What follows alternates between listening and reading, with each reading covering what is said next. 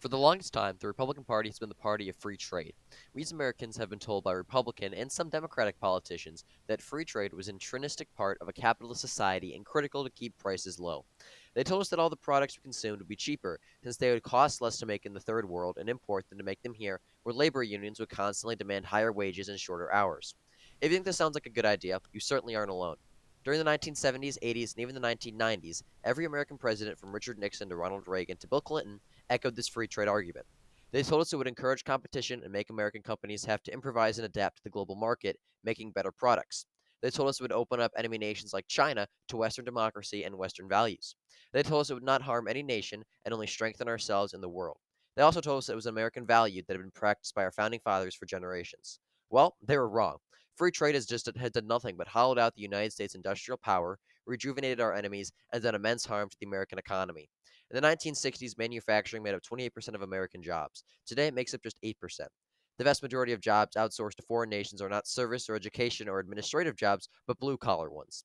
American manufacturing areas took heavy hits as a result of free trade.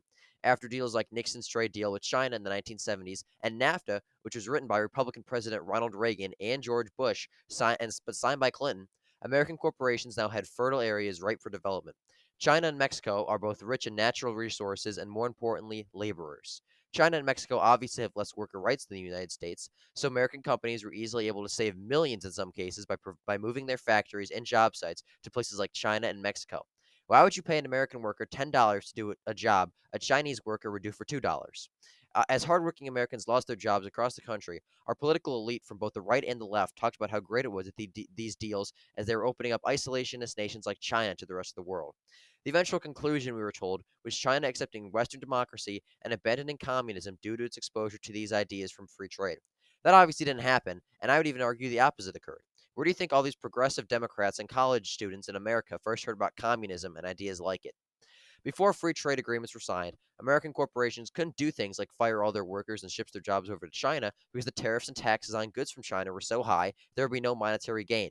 With free trade eliminating tariffs and regulations, there is zero reason to stay in local communities who demanded higher wages and benefits. Following the departure of manufacturing companies, many Americans lost their main source of income and stability.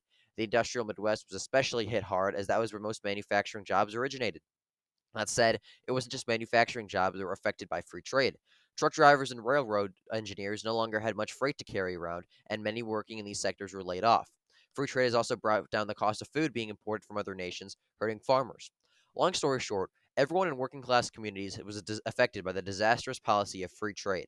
With no jobs available, communities across rural America collapsed. With no jobs but no opportunities. Schools and public services no longer received the funding and resources they did when the area had a high population and thriving economy. The lack of jobs and things to do made people turn to drugs and alcohol for no reason other than boredom, which has led to a host of other problems across middle America.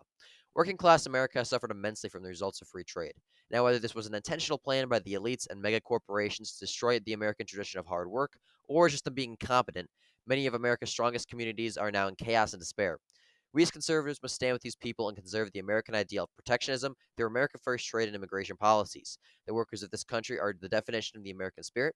They are religious, family oriented, and hardworking. These values were once an intrinsic part of America. However, due to things such as globalization through free trade, these values have been utterly destroyed. By bringing jobs and opportunities back to the United States, we're helping to restore those communities and bring back the values we once held so dear. Thanks for watching this video. If you'd like to see more like it, please let me know in the comments below.